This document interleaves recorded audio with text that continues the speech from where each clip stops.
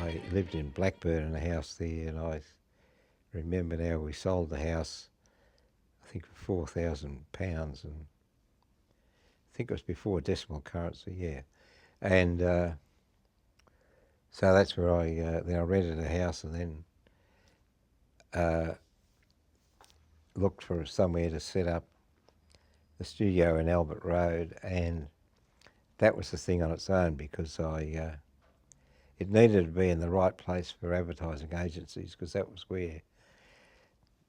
where my forte was and what I was doing and making money out of was commercials. And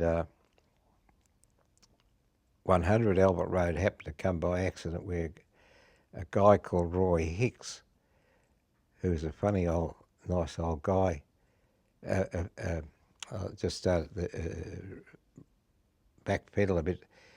My brother Ted was a builder, and one of his friends, because my brother Ted was on the council at Malvern, one of his friends, of course, was people at South Melbourne Council, the city engineer called Bill Adams. And I went and saw him to ask his advice on where should I look that I might be able to build a studio. Well, of course, it's a bit like all the zonings where you can. So we've discovered that an area called Special Use 10, which permitted a radio station and a number of other things, but a radio station would fit with what I was doing. And that was from where Channel 7 was in Dorcas Street, from there in a band around into Albert Road. And so Bill said, okay, that's what you can. We would look up the regulations, and if you found a place there, it'd be a permitted use, subject to applying to the council or whatever.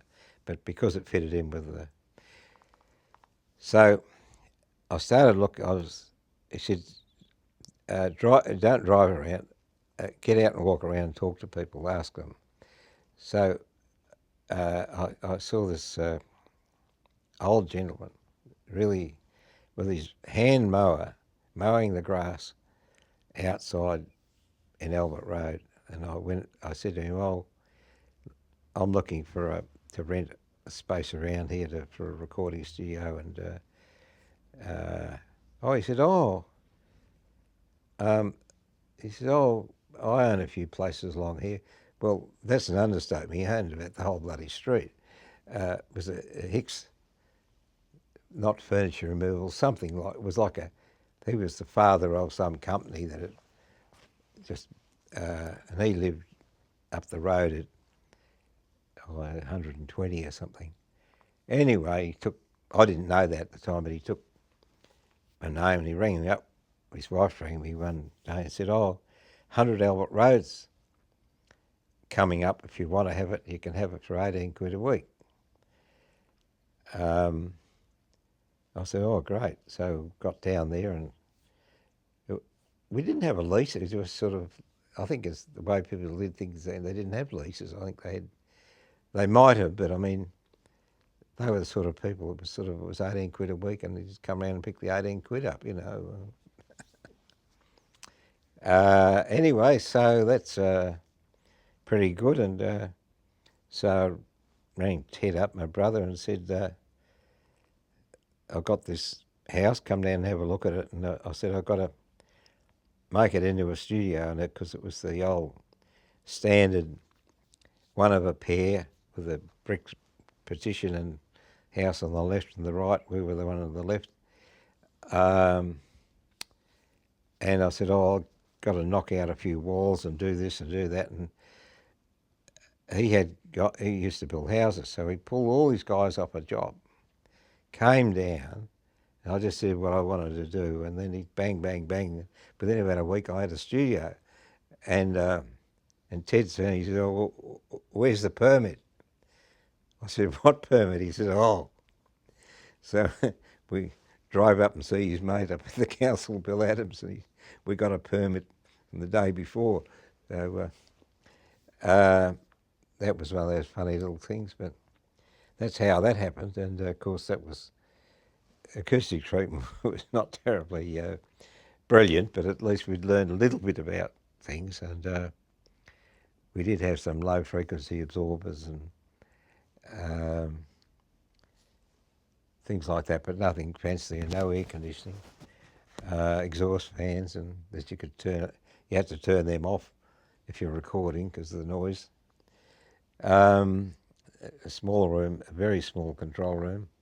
The studio was, I think, 25 by 18 or something. That's so when you think of all those recordings of Sadie and all those things for years and years came out of that funny little room. 100 Albert Road, small studio, and I needed more space and studios. So as it turned out, the same person owned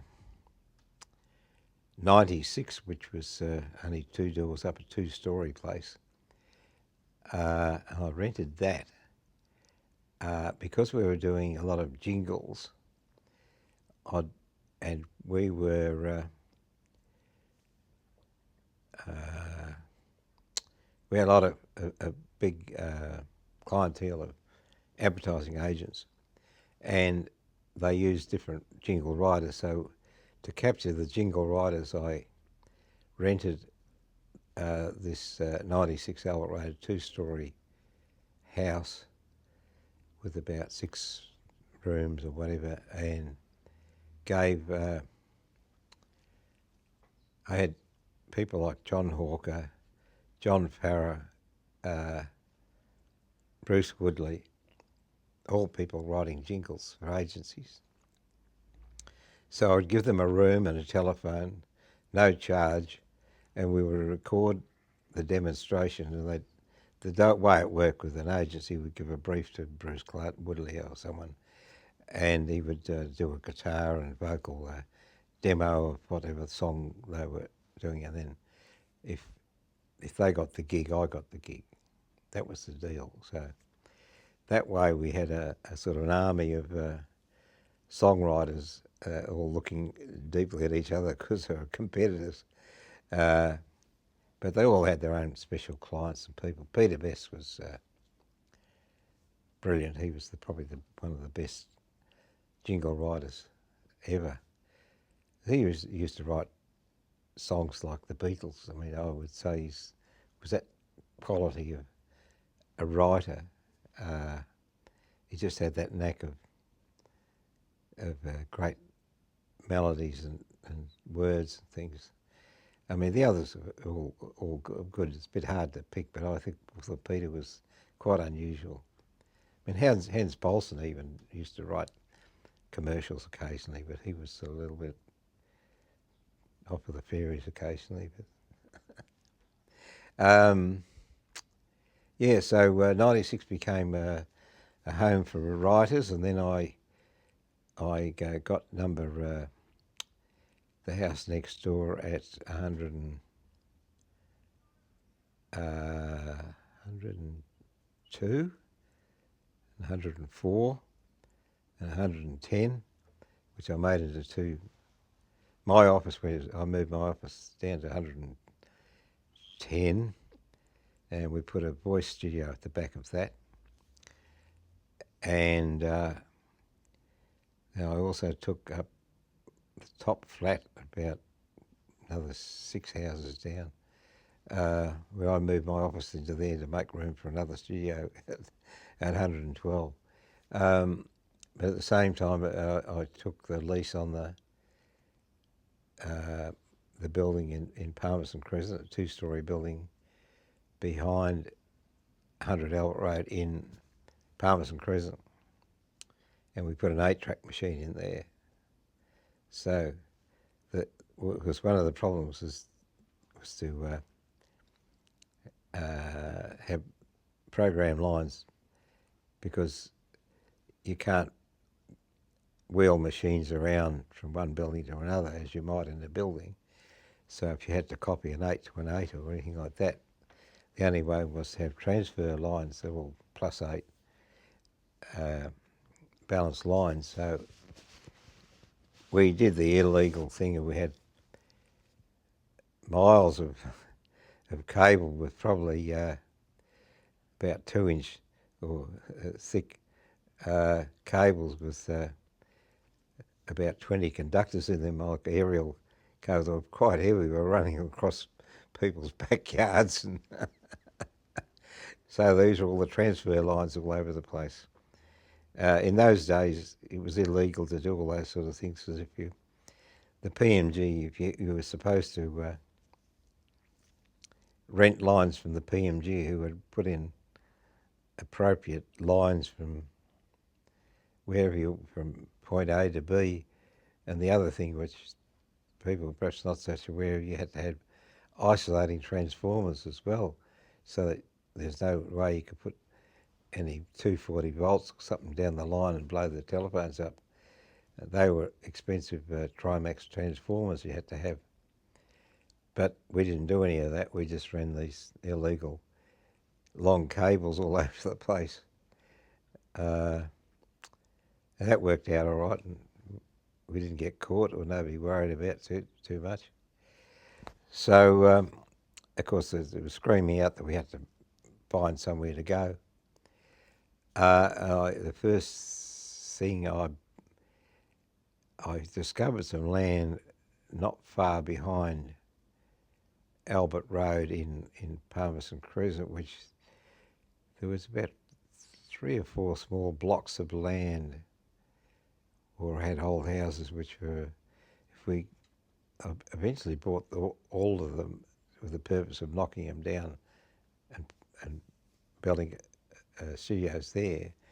But by the time we got to that point of getting them into a stage where we wanted to do that, we figured out it was too small. It wasn't going to be big enough. So then I started looking around, driving around all over the place, and 180 Bank Street came up early in the piece. Such a huge building, 96,000 square feet of floor space, but to rent. I was never going to rent again, because you become a captive tenant, because you have to build so much into the building. Unlike an office where you can just move to another office at very little expense. But with a recording studio, that's not the case. And I looked at the Baltimore Hotel in Albert Park, which is down opposite the post office in Albert Park. Beautiful, beautiful, lovely old building. But the big problem there was to make it fireproof. Would be very expensive. It must have been built in the 1800s or something. Absolutely beautiful. It would have been a superb place to go in. You'd want to go in there and work. It's just a lovely building. If you're ever down that way, you should see the Baltimore Hotel. And there was another one in Coventry Street, which was near the South Melbourne Market. And Eric Porter, who was a producer of animated commercials and some animated cartoons, had an option on this. It was an old theatre. You wouldn't actually know about it, but from the outside. But it was a big old theatre, and that would have been good too. But he had an option on it, which he didn't take up in the end. But in the meantime, the agent looking after 180 Bank Street rang me one day, and he said, "Oh, I think they might sell the building." So then we had another look at it, and it was the old Melbourne butter factory, and Cross Grocery Store's main building where they made their own products, a bit like Coles and Woolworths. In every shopping centre in Melbourne, there was a Cross store and a Moran and Cato store. And in this case, it was the Crofts store where they made their own essences, their own jam, their own everything. And that was, and they also had, I think, Western Star butter was their own butter. And it had all the cold stores downstairs, refrigeration plant, and all that. And the upshot of it was that the person from the accounting firm looking after the Croft family, who was an extremely nice guy, excuse me, he said that the Croft family were difficult to deal with. However, they had agreed to sell the building to the PMG for $220,000, which sounds ridiculous now, but a lot of money then. If you want to pay that much for it, I don't have to go back to the family. So we said, we worked out, okay, that's terrific. And I said, well, we can only muster up $50,000. He said, okay, look,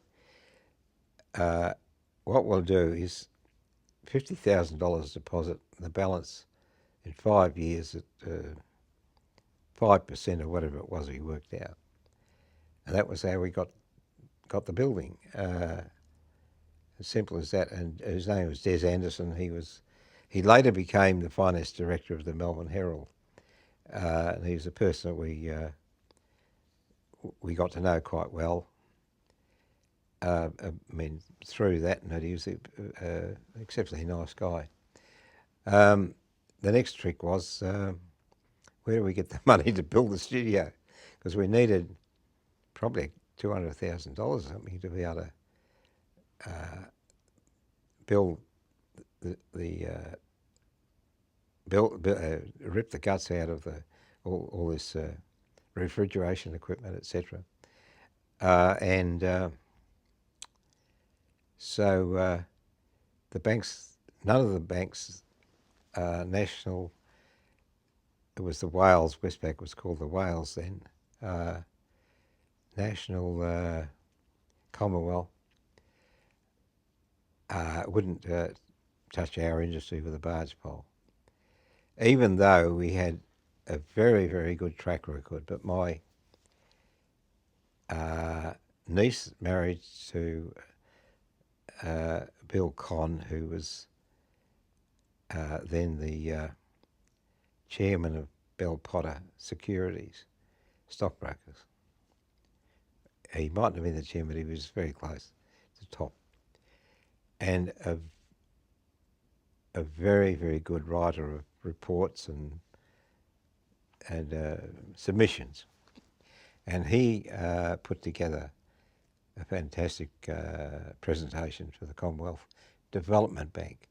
The Commonwealth Development Bank then was a place of last resort. If you couldn't get money from anywhere for a development, you could apply to them and put up all your hands and cards.